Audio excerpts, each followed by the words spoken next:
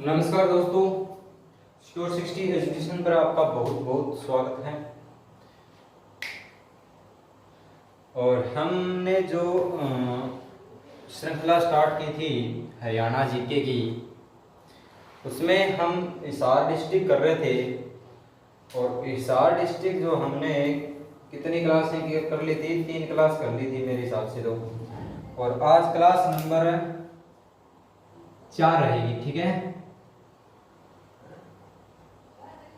देख लेना कौन सी है, 4 नंबर होगी मेरे हिसाब से, तो मेरे को तो याद है जहाँ तक 4 नंबर क्लास ही होगी आज, ठीक है। तो हम हिसार कर रहे थे ना, और हिसार कहाँ पर आ गए थे भाई? हिसार में हिसार का इतिहास करना है मेरे हिसाब से तो, है ना।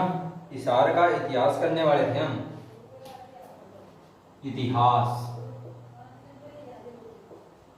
हिसार की हिस्ट्री करने वाले हैं, ठीक है। यही बात है ना, कोई दिक्कत नहीं। तो हिसार की हिस्ट्री करेंगे, इतिहास सही दिखाई दे रहा है। तो सबसे पहले बात आती है किसकी? हिसार में जब हम बात करते हैं, हिसार मतलब किसी भी इतिहास की बात करते हैं, तो इतिहास में सबसे पहले हम पढ़ा करते थे। क्या पढ़ा था हमने सबसे पहले छोटी क्लासों में? कि हिसार में जो हड़प्पाकालीन स्थलों के बारे में सीखेंगे, पढ़ेंगे, आज जानेंगे। और सिंधु सभ्यता के बारे में क्या मतलब जानकारी मिलती है यहाँ से, ठीक है। तो चलिए भी सिंधु सभ्यता के बारे में जानकारी लेते हैं। चश्मा, सिंधु सभ्यता के बारे में पढ़ेंगे, ठीक है। तो सिंधु सभ्यता के बारे में हिसार के अंदर जानेंगे भी क्या कुछ था। तो हिसार में हड़प्पाकालीन स्थल कहां पर है? हिसार में जो हड़प्पाकालीन स्थल थे, हड़प्पाकालीन स्थल मिले हैं, उनके बारे में चर्चा करते हैं। स्थल कौन सा है? राखीगढ़ी है, राखीगढ़ी, ठीक है। राखीगढ़ी कहां पड़ता है? ये हिसार के अंदर है, ठीक है। राखीगढ़ी हिसार में है। 1963 में सूरजवान ने इसकी खोज की थी, ठीक है। राखीगढ़ी की खोज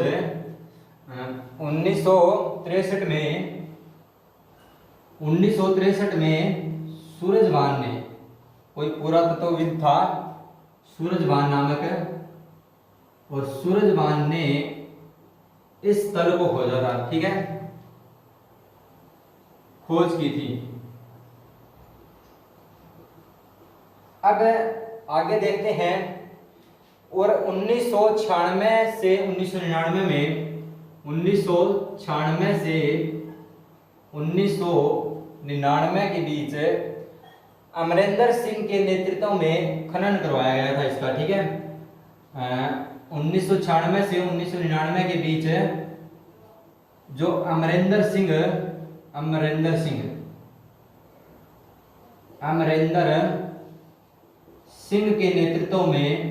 के नेतृत्व में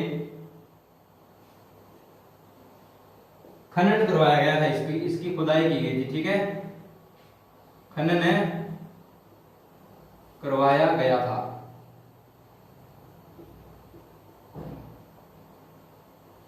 ठीक है। तो हिसार में हड़प्पाकालीन स्थल हमने राखीगढ़ी देखा, और राखीगढ़ी की खोज सूरजवान ने की थी, और बाद में इसकी खुदाई किसने करवाई थी? अमरिंदर सिंह के नेतृत्व में खुदाई होती है 1996 से 1999 के बीच में, ठीक है। और पहला साक्ष्य यहां से मिला है। पहला साक्ष्य की बात करें, पहला साक्ष्य क्या मिला है यहां से? पहला साक्ष्य मिला है आपका जो मानव के कंकाल होते हैं, मानव कंकाल मिला यहां से, मानव कंकाल यहां से मिला है राखीगढ़ी से, ठीक है। तो यहां से स्पष्ट हो जाता है कि जो मृतक थे, मृतकों को दफनाया जाता था, दफनाने की प्रथा वहां पर मौजूद थी, ठीक है। तो दफनाने की प्रथा मौजूद थी, तो दफनाया जाता था, ठीक है, दफनाना, दफनाया जाता था। और किस स्थिति में दफनाया जाता था उनको? उत्तर से दक्षिण दिशा में लेटाकर, उत्तर से दक्षिण दिशा में लेटाकर दफनाया जाता था, लेटाकर। ठीक है।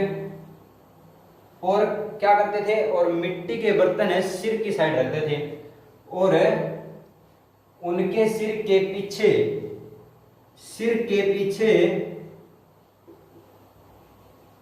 मिट्टी के बर्तन रख दिया करते थे। मिट्टी के बर्तन रख दिए जाते थे। ठीक है, रखा करते थे, लिख लेना। तो ये प्रमाण यहां से मिलते हैं। अब बात करते हैं, जलाने का शख्स यहां पर नहीं मिला कोई भी, लिख लेना यहां पर कि जलाने की बात आए भी, दफनाने की प्रथा थी, जलाने की प्रथा यहां पर नहीं थी। नोट देके लिख लेना, जलाने की प्रथा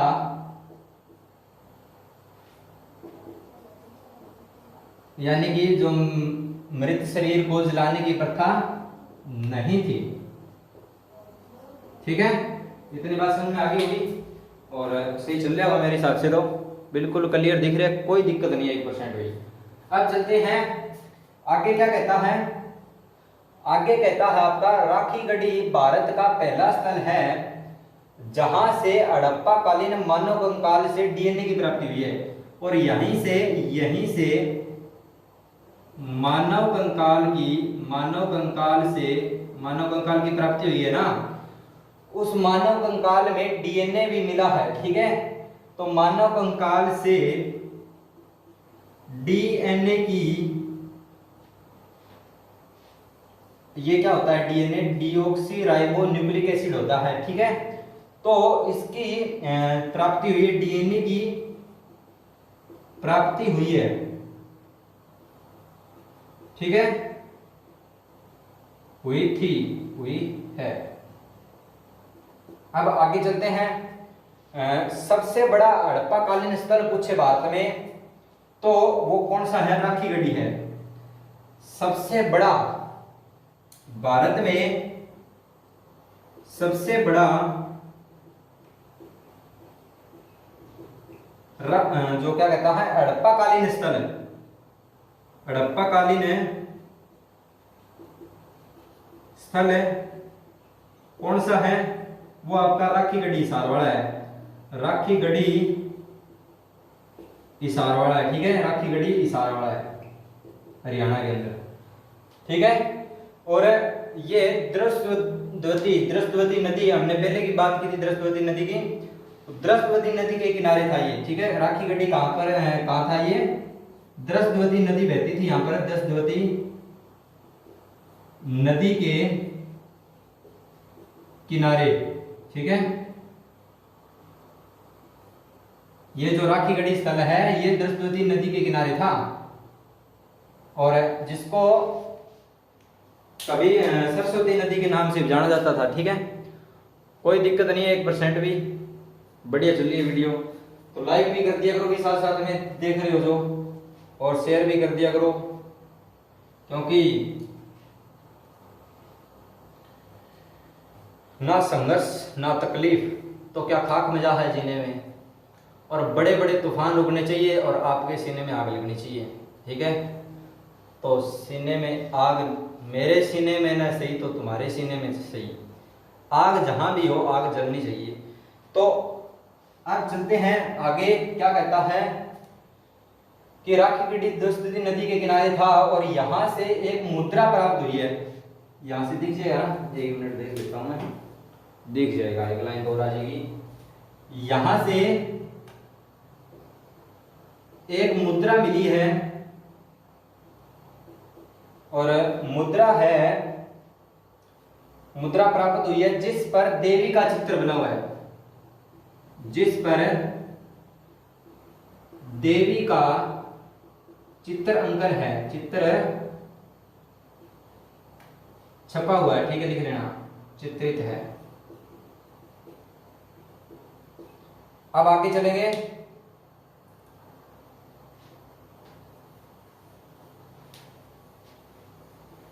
ये लिख लेना भी साथ साथ में, ठीक है। इतिहास की बात करें हम तो चित्र बना हुआ था, यहां से अन्नागार वैल, यहां से अन्नागार वैल,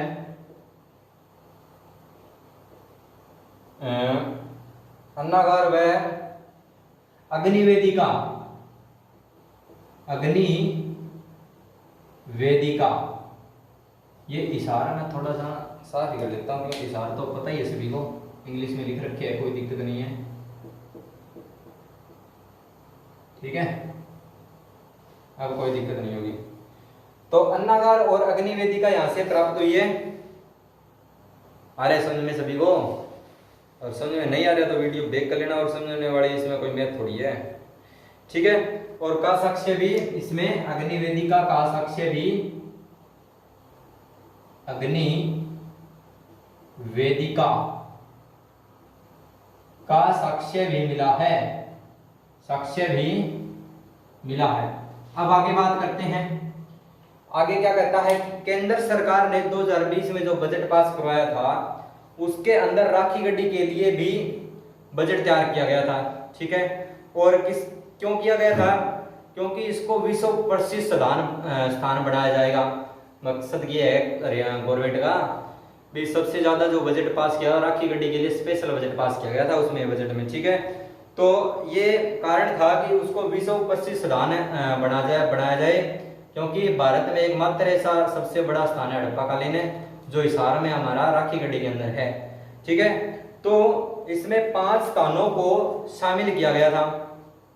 जो बजट पास है वह है वहां पर, जहां पर बजट पास किया था इसके लिए स्पेशल है, जो हड़प्पा कालीन स्थल होंगे उनको प्रसिद्धि प्राप्त करवाएगी सरकार, ठीक है। तो इनमें 5 स्थान कौन से थे? इसमें एक तो था यूपी था, ठीक है, एक हरियाणा अपना, और दूसरा असम है, असम है, ठीक है, और है गुजरात है, गुजरात में भी काफी मिले हैं, गुजरात और तमिलनाडु, तमिलनाडु। तो यहाँ पर जो स्थल है इनका फिर से प्रसिद्धि दिलाने के लिए जो बजट में इनके लिए स्पेशल कोई बजट पास किया गया था 2020 में, बजट में राखी गड्डी के लिए भी बजट तैयार किया गया था स्पेशल, ठीक है। तो इनके अंदर 5 शामिल थे और 5 में हमारा एक है जो हरियाणा, उसके अंदर राखी गड्डी शामिल था, ठीक है। अब बात करते हैं विश्व विरासत कोष की। विश्व विरासत कोष, विश्व विरासत कोष, विश्व विरासत कोष की बात करें तो 2012 की रिपोर्ट में राखी गड्डी को, 2012 की रिपोर्ट में राखी गड्डी को, जो राखी गड्डी को क्या कर दिया गया? पर्यटन स्थल घोषित कर दिया गया, ठीक है। तो राखी गड्डी को एशिया के ऐसे, राखी गड्डी को एशिया के ऐसे 10 स्थानों में शामिल किया गया, 10 स्थानों में शामिल किया गया था, शामिल किया गया, जो जिनका आगे भविष्य में वजूद नहीं रहेगा, जिनका आगे भविष्य में वजूद नहीं रहेगा। क्यों? क्योंकि विश्व विरासत कोष 2012 की रिपोर्ट में राखी गड्डी मतलब एशिया के मतलब 10 स्थानों में गिना गया था भी, मतलब कहीं ना कहीं ये विरासत खत्म ना हो जाए, तो इसी के लिए जो बजट में बातें कही गई थी 2020 के अंदर, फिर उसका पुनरुद्धार करेंगे और फिर से उसको प्रसिद्ध करवाएंगे एक बार, ठीक है।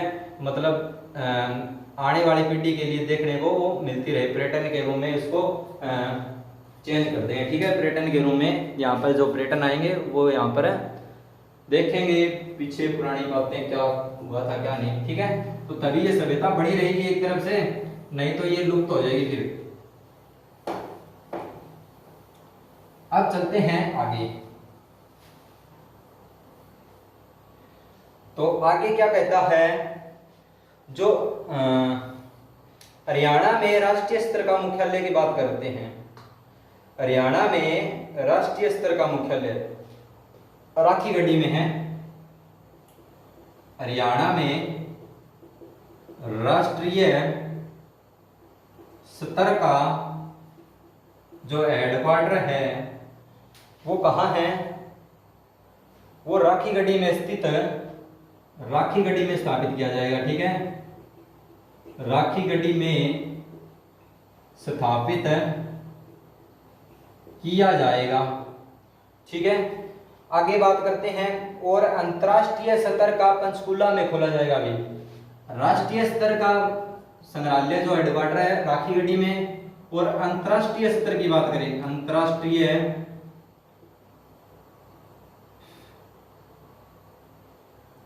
अंतर्राष्ट्रीय स्तर की बात करें, अंतर्राष्ट्रीय क्या लिख दिए हो, अंतर्राष्ट्रीय स्तर का मुख्यालय ये होगा आपका पंचकुला में स्थापित किया जाएगा। ठीक है, पंचकुला में स्थापित किया जाएगा। अब बात करते हैं जो अगरुआ की, अगरुआ जो हिसार के अंदर है उसकी।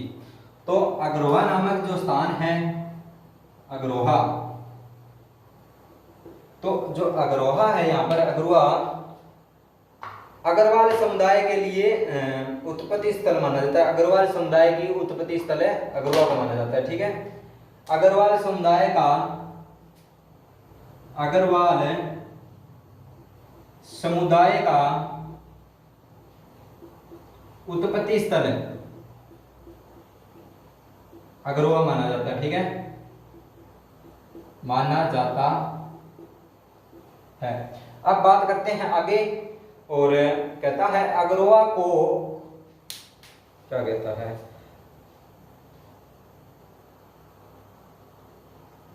हाँ अगरुआ को अग्रवाल समुदाय का उत्पत्ति स्थल माना जाता है। ठीक है, पूछ लिया जाए कि अग्रवाल समुदाय का उत्पत्ति स्थल कहां पर किसको माना जाता है, अगरुआ को, जो हिसार के अंदर है।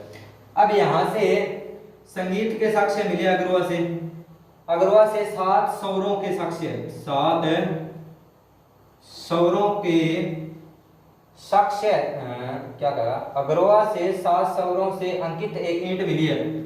7 सौरों से अंकित, यानी कि 7 सौर उस ईंट पर लिखे हुए थे, अंकित एक ईंट प्राप्त हुई है। यहां से एक ईंट प्राप्त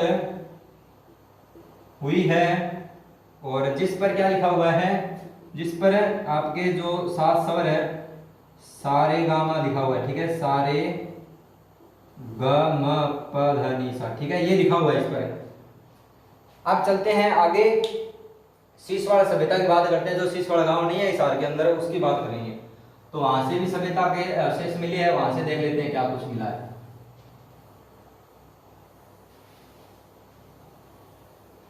वहां से आपका मिला है सीसवाड़ सभ्यता। सीसवाड़ जो सभ्यता है, तो वहां की बात करते हैं। यहां से हड़प्पा काल से पहले के स्थल मिले भी, हड़प्पा से पहले के भी स्थल यहां पर मिले। हड़प्पा से पहले के स्थल कहां से मिले हैं, स्थल मिले हैं आपके कहां से, सीसवाड़ से। और पहले के साक्ष्य यहां से मिले। और 1968 में सूरजवान के द्वारा खुदाई करवाई गई थी। 1968 में सूरजवान ने ही इसकी खुदाई करवाई थी। ठीक है, अब बात करते हैं आगे। और यह चोतांग नदी किनारे था। ठीक है, यह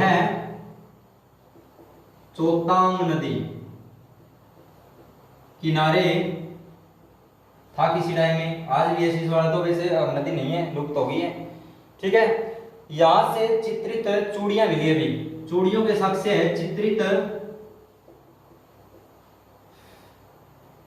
चूड़ियों के साक्ष्य मिले हैं, चित्रित चूड़ियों के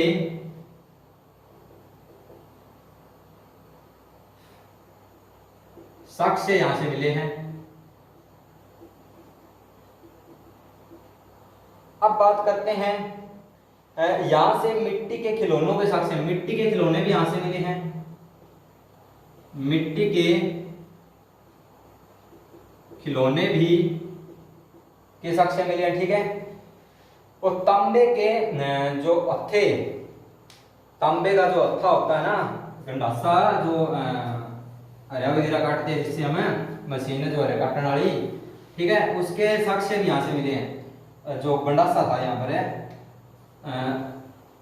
तांबे से बना गंडासा भी यहाँ से मिला है, ठीक है। जो हरा बोटने वाली मशीन होती है उसके जो गंडासा मिला है उसका, ठीक है, तांबे का ये हत्थे वाला गंडासा, ठीक है। तो अब बात करते हैं, तो मौर्यकालीन स्तूप मिले दो, कोई बात नहीं, 2-4 मिनट और पढ़ेंगे। मौर्यकालीन स्तूप हरियाणा में मौर्यकालीन स्तूप 2 जगह से मिले हैं, 2 जगहों से मौर्यकालीन स्तूप मिले हैं।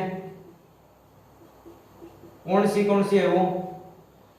ये है एक तो फतेहाबाद और हिसार है, दोनों फतेहाबाद है और कौन सा है दूसरा? हिसार है। यहीं से मौर्यकालीन स्तूप मिले हैं 2, ठीक है। और अब बात करते हैं किसकी? अस्सी का युद्ध, अस्सी का जो हिसार के अंदर पड़ता है, अस्सी का युद्ध हुआ था यहाँ पर, एक 80 का युद्ध हुआ था। इसमें महमूद गजनवी व 80 के युद्ध में जो महमूद गजनवी था, महमूद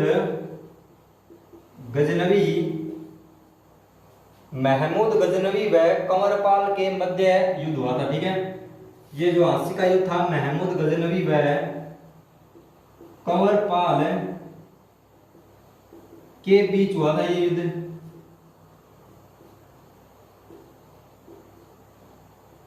ठीक है। अब चलते हैं आगे, और अस्सी दुर्ग का निर्माण किसने करवाया था? अस्सी दुर्ग की बात करें, अस्सी दुर्ग, इससे पहले तो कोई नहीं रह गया। अस्सी दुर्ग का निर्माण है, अस्सी दुर्ग का निर्माण है पृथ्वीराज चौहान ने करवाया था, पृथ्वीराज चौहान ने करवाया था, ठीक है।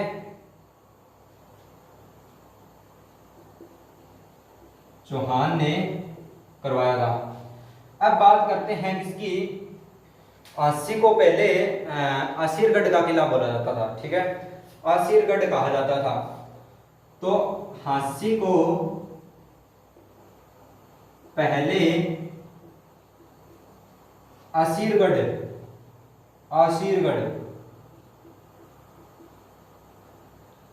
कहा जाता था, ठीक है। तो आगे बात करेंगे, ये लिख लेना।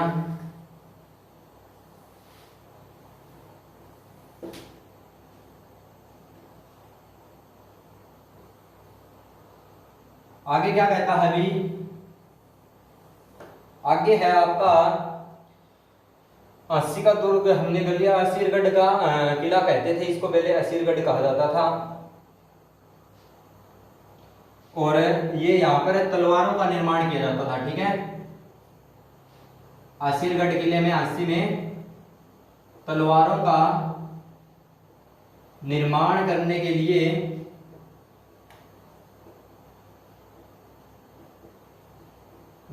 प्रसिद्ध था, ये तलवारों का निर्माण करने के कारण विश्व प्रसिद्ध था, के लिए विश्व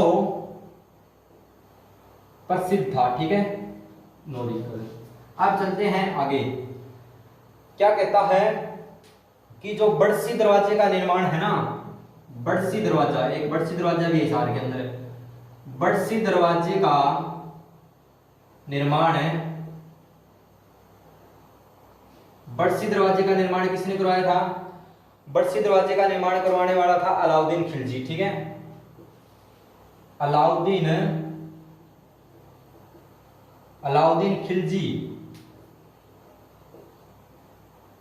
नामक शासक ने बड़सी दरवाजे का निर्माण करवाया था, ठीक है। तो अब बात करते हैं आंसी दुर्ग का, बड़सी दरवाजा है ये, ठीक है, ये बड़सी दरवाजा है ना, ये आंसी दुर्ग का है, आंसी दुर्ग के अंतर्गत आता है बड़सी दरवाजा, ठीक है। अब बात करते हैं किसकी, जो 1354 में फिरोज शाह तुगलक द्वारा, जो हमने बात की थी इसारे फिरोजा, जो नाम इसने रखा था स्टार्टिंग में जब बात कर रहे थे नामकरण की, तो इसारे जो फिरोजा रखा था ना, फिरोज शाह तुगलक ने, फिरोज शाह तुगलक, जो फिरोज शाह तुगलक था 1354 में इसार-ए-फिरोजा की स्थापना की थी। फिरोज शाह तुगलक ने 1354 में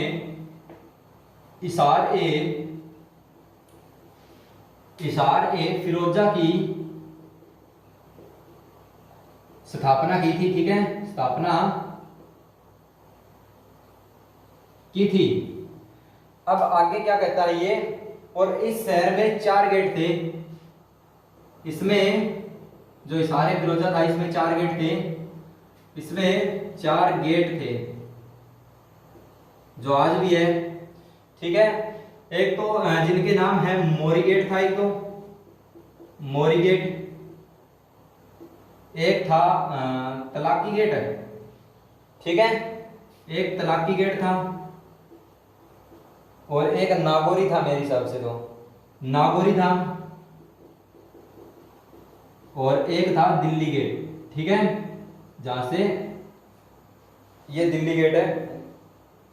4 गेट थे, मोरी गेट, तलाकी गेट और नागौरी गेट, ये आज भी है, ठीक है। अब बात करते हैं अकबर के समय इसार-ए-फिरोजा शहर का नाम है इसार पड़ा था।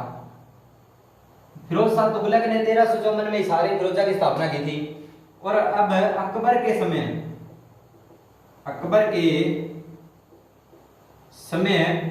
इसका नाम क्या पड़ा था? इसार-ए-फिरोजा का नाम है, इसार-ए-फिरोजा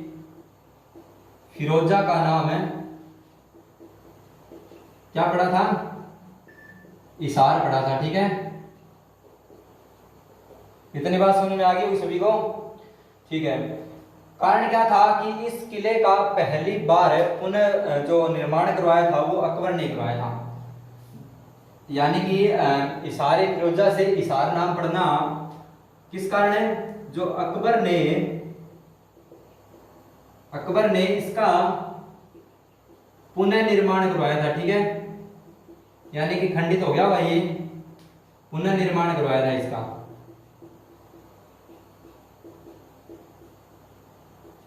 यानी कि विकास वगैरह करवाया हुआ, इसमें कोई काम वगैरह करवा दिया, थोड़ा बना कोई रहे, कोई कमी पूरी कर दी होगी। तो ये हमारा इसार का इतिहास हमने पढ़ा आज, और थोड़ा बहुत रह गया हुआ तो वो उसको भी कर लेंगे हम, ठीक है। तो क्या रहेगी, प्रसिद्ध व्यक्ति रहेंगे शायद इसमें, और थोड़े कोई त्योहार वगैरह रह गए होंगे, ठीक है, तो वो हम नेक्स्ट वीडियो में कर लेंगे। तो मिलते हैं दोस्तों नेक्स्ट वीडियो में, फिर तब तक बने रहिएगा हमारे चैनल पर सिक्योर 60 एजुकेशन पर, जो आपका हर पल इंतजार करता है। सिक्योर 60 एजुकेशन के साथ में पढ़ें और आगे बढ़े, मेहनत करें, ज़बरदस्त करें, और ऑफिशियल कंटेंट आपको पूरा बढ़िया कंटेंट दिया जाएगा। तो इसी के साथ जय हिंद, लव यू ऑल।